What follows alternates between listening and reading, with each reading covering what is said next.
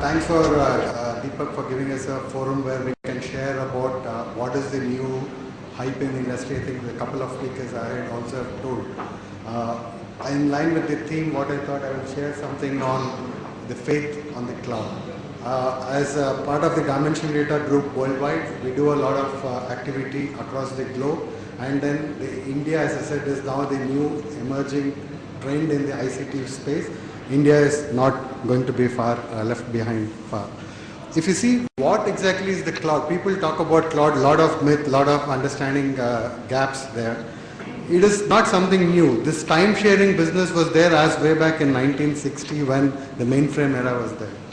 In the 1990s, people who were in IT industry, the application service providers, they were the ones who said that we will give you this application on usage. So it was always there. And then in 2000, people talked about software as a service, SaaS and not Bahu. So this was always there, and it is not something new. But what is new today? Why is that we are again on a podium trying to understand the cloud? Earlier, when the application service providers, it was not a successful model because at that time the hardware, the bandwidth, and all the software were very costly and not able to reach to the SMEs and the startups, as what is called. Whereas now, with a high-speed backbone and a low-cost bandwidth, it is affordable to make this happen. So it is again come back in a new avatar. It is the old wine in a new bottle. And then we also have a lot of new technologies which enable people to access distance. Like if suppose the database is somewhere else, you are in some other city, because of this new software and the new technologies available, you are able to access that database quickly. So that is another change. And then with all this, the cloud computing now has started to get acceptance. So everybody knew there was a cloud, there was a way, but people now started accept because now it has become a reality. So this is what I wanted to share as what it is. As of today, if you see, just a brief on that, many companies must be cautious how it goes. So the people just looking a cautious approach. Many of them are saying that what is the future of cloud because they have experience of the application service provider. So they don't know whether to jump into the bandwagon or not. So people are skeptical. They are saying that let us wait how it future. But a lot of people are saying let it whatever happen in the public area. I do understand the benefit of cloud, so I will set up my own private cloud. So to that extent, people are saying that I will get into the private cloud. This is the thought process. So what is the next thing which is going to happen? People are asking about today, if you really see the analogy, what we are talking here, we are talking IT as a service or x86 or anything as a service. That's what we are talking. The analogy here, your technology people, I think most of it, even I've been in industry for more than 22 years, we all want to create a big aura about technology. We want to say this is the most complex things. We want to say the lot of things which have gone behind to deliver this to you. But the reality is that the left hand side, whatever you see the box, how can I make such a complex thing work for us in the cloud environment? The analogy is that today, when we build a house or when we use power, we're just using it as a power socket. We don't even think how power is generated. We don't think who's distributing it. We don't even think how it is getting managed. So it's just become a part of our life. So today, the next wave, what we talk cloud computing, will bring us there. Just like we use power out of a power socket, we can be using IT. So this is the analogy what I want to share. And then if you really see the three things which the buzzwords which are going on, one is infrastructure as a service, platform as a service, and software as a service. So these are the things which are now evolving, and that is the one which is going to be the future. And whether we like it or not, how fast we adapt, probably the early birds will get more benefit, whether it is a reseller, telecom service provider, or an IT enabler. It is important to analyze that cloud is there to come and how fast we can embrace it. And then, as I told, the community sharing, that is going to be the one which I said, like people said, that reach out to the masses, how you can make technology available to the people who could not afford. Tirupur example, or for somebody who says that they need to do a lot of design, but he cannot set up himself. So those are the areas where we can use the complex IT solutions to reach out to the public, and that is one way where the ICT companies or the cloud service providers, which one of them is Redacraft, we can bring it to the market in terms of the community service. And what is the promise of the cloud? Just in one slide, if I have to capture, it is talking about agility. If today, if you want to build a database, or you want to buy a hard disk or a server or a compute, typically, including the very efficient distribution channel, it is a 4 to 6 weeks delivery time. Suppose today I want 6 terabits of hard disk, and I have to wait six weeks. But with the cloud computing in place, online you click on a button, you configure, self-configure it, and the next second or next minute, you are up and running with 6 terabits. So the agility, then the speed that comes with that, and then the reach in terms of irrespective where you are, you can get access to the technology. And then if a small company or a mid-sized company wants to have a very robust security system, if he wants to have a very robust database management and backup system, it is not practically possible. But with cloud offering that for the whole community, it is possible for them to get an improved service, and it's possible for them to get the benefit of the latest in IT technology. And then how is it when you're looking at cloud from an implementation point of view, how is it you need to look at the cloud? One is, really, is it going to give you cost optimization? You don't need to jump into it just because everybody is jumping.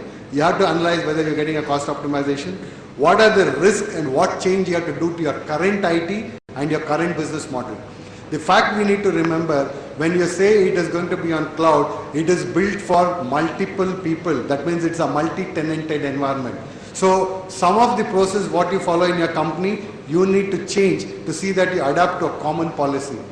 So that means there is a risk in terms of what is it you're going to change, and there is a change management process within the company you need to adapt. And then you need to really look at what service levels you're getting, because you're moving into online application. You need to see the service provider, whether he's going to give you that what you call as a 99.982 type of availability or not.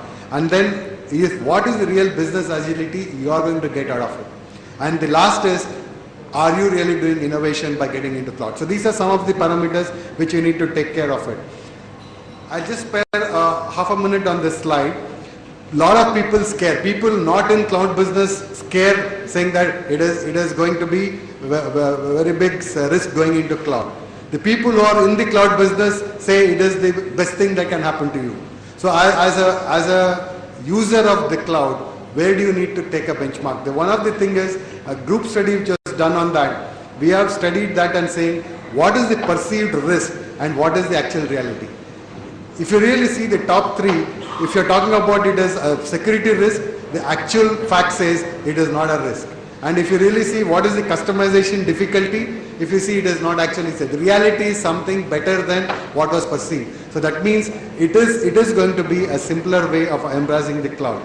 And in terms of planning for the journey, I think that I did share with you the same thing. I would not repeat here. The risk management, the demand management, and cost optimization, these are the things which you need to look at when you're doing the planning on that. And as a balanced view, what I would want to share, what are the advantages? 3 distinct advantages what get is that today, I think again in the same Tirupur example, if you want to build a very strong technology for running your business, it comes with a cost, a huge capex involvement. With the cloud, that becomes a monthly pay-per-use. So that means a capex is moved to an opex. It excites the CEO, it excites the CFO.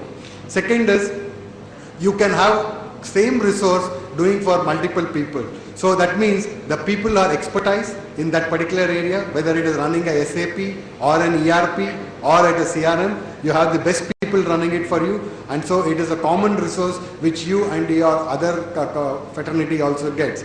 And then the speed. These are the real distinct advantage you are getting on the cloud. At the same time, on the low side, if you get into a wrong vendor, then you are at a big risk. So deciding on the cloud vendor, that becomes a big risk you need to take care. Data security. Though it can be claimed that security can be managed, it can be controlled, the data security is something which is still a gray, which has to be addressed. It has to be seen in micro detail. And integration and inflexibility. What I mean here is, I did tell you some time back that when you adapt a common multi-pay-per-use, multi-tenanted environment, you have to embrace what is the standards which have been fixed by the general usage pattern. You cannot have your own ideas there. So the integration, inflexibility, so that's what comes in. And then in a country like India, and also a lot of political requirements and legal requirements, you need to say how the data can be stored. Can you store the data offshore? Can you store data off premise? What are the risks? What are the concerns? All those things on the legal and political angle, those are the things which we need to address. So these are the low sides when anybody is looking at migration. And then I would want to run very fast on this, is always when you do a real migration to cloud, it is a three-step process. First you consolidate, then you virtualize, then you automate. This is the process you need to follow. And if you really see what is that you are really talking about when you are doing consolidation, that you are talking about that you are consolidating your security, you are consolidating all other risks, and also you are ensuring that you get the right security, the right management, and the right virtualization. So this is where I think the real impact of the cloud will come. And here again, the same slide a little bit depicted a little differently. You have to come to the standards. That is the ITIL foundation that gives you the standards on which the cloud environment can be built. And also it's talking about how exactly you can monitor either a service access or it is a security access. There are standards available for that. And the biggest advantage is on a click of a button, the full automation self-service portals which are live and which is already available today. So you can decide how you want to get your server configured. You can decide what are the rights you want to give to different vendors, different customers within your organization. You can also decide how much of it you want to now, how much of it you want to drop. So all this comes handy to you, and that is possible because of that large automation which comes with the cloud computing space. And just to leave a thought with you, as Datacraft, what we are doing in our journey as cloud, we are partnering with some key service providers, the telecom service providers and the channel partners within India to enable them to jointly take a host of cloud-based managed services models. What we are talking